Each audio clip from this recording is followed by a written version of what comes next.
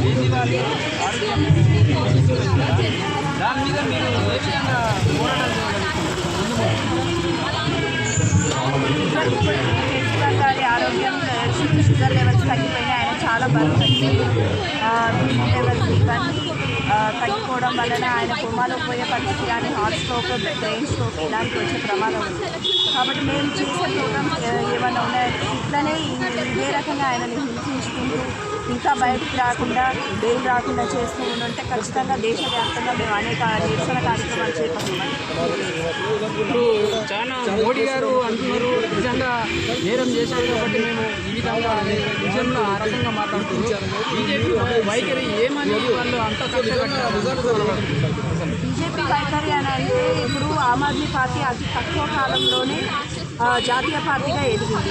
అతి తక్కువ కాలంలోనే ఎమ్మెల్యేలని ఎంపీలని ఇంకొకటి పంజాబ్లో ఆల్రెడీ సీఎంగా ఆమ్ ఆద్మీ పార్టీ గవర్నమెంట్ని ఫామ్ చేసింది. ఇవన్నిటికీ ఆల్టర్నేట్ మన ప్రత్యామ్నాయం బీజేపీకి ఎవరైనా ఉన్నారు అని అంటే అది ఆమ్ ఆద్మీ పార్టీ. అందుకని చెప్పేసి అది వాళ్ళు చేసే కుట్ర అని మనకి ఇందులో క్లియర్ కట్గా తెలుసు. ఇంకా ముందు ఇంకా ఏ విధంగా తీసుకుపోతున్నారు ప్రభుత్వం ఇట్లనే ప్రతి ఒక్కరిని హింసించుకుంటూ ఇట్లా వాళ్ళ గవర్నమెంట్కి అడ్డు వచ్చినాక అరెస్ట్ చేసుకుంటూ పోతా ఉంటే అది బీజేపీ పార్టీ మనుగడని ఇంకా వాళ్ళు అనుకుంటున్నారు. ఇట్లా చేయడం వలన ప్రభుత్వాలు గురించి చేస్తాం మేము అని అనుకుంటారు. అది పార్టీ మనుగడకి దెబ్బతింటుంది. ప్రజలకి ఎప్పటికైనా కూడా మంచి ఏది చెడు ఏది అనేది తెలిసే పరిస్థితి వస్తుంది. ఆ రోజు ఖచ్చితంగా బీజేపీ ప్రభుత్వానికి ప్రజలే కాలరాశారు. ఆ పరిస్థితి తెచ్చుకోకుండా ఉండాలి అంటే వాళ్ళని మంచి చేయమనండి. మేమే చేయాలి, మీరే చేయాలి అని ఉచిత విద్య ఇవ్వమనండి, రైతులు ఇవ్వండి, ప్రజలు కట్టే పనులని ప్రజలకే ఇవ్వమనండి. అప్పుడు వాళ్ళే మోదీ ఏం భయపడాల్సిన అవసరం లేదు కదా. గవర్నమెంట్ అయినా ఏం పర్వాలేదు. వాళ్ళు మంచి చేస్తే వాళ్ళే వస్తారు కదా. ఏ ఆమ్ ఆద్మీ పార్టీ రావాలి, గవర్నమెంట్ ఫామ్ చేయాలని మంచి చేసే ఏ ప్రభుత్వానికి అయినా మేము ఖచ్చితంగా అండగా ఉండాలంటే సీట్లు వాళ్ళకు తక్కువ రావడం జరిగింది.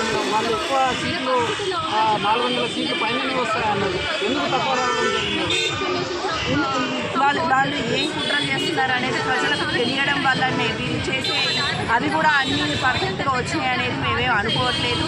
ఒక 90 ప్లేస్లలో ఆటోమేటిక్గా వాళ్ళు ఏదన్నా మన ఎలక్షన్స్లో చేసిరు అనేది చాలా వరకు తెలుస్తుంది. వాళ్ళేమి 400 సీట్లు అన్నప్పుడు నిజంగా కూడా 400 సీట్లు వచ్చే పరిస్థితి ఏమంటే ఆ ఎలక్షన్స్కి ముందే అరవింద్ కేజ్రీవాల్ గారిని లోపలేయాల్సిన పరిస్థితి.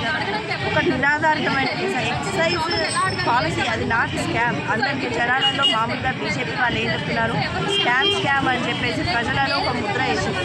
అది ఒక ఎక్సైజ్ పాలసీ మాత్రమే. పాలసీకి స్కామ్కి 1000 కోట్ల స్కామ్ జరిగినప్పుడు వాళ్ళకి ఏం ప్రాబ్లం లేదు.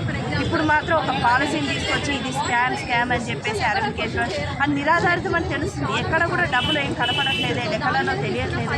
కేవలం ఒక డైలాగ్, ఒక వర్డ్ మాత్రమే 100 కోట్లు అనేది. ఆ డబ్బులు ఎక్కడికి పోయినాయి, ఏం పోయినాయి, ఎవరికి వచ్చినాయి అనేది ఎక్కడ కూడా నిరూపితం కావట్లేదు. అది బీజేపీ ప్రభుత్వం తెలుసుకోవాలి. లేదా వాళ్ళకి కంపల్సరీగా ఇవాళ కాకపోయినా నిజం అనేది ఎప్పటికైనా బయటపడుతుంది.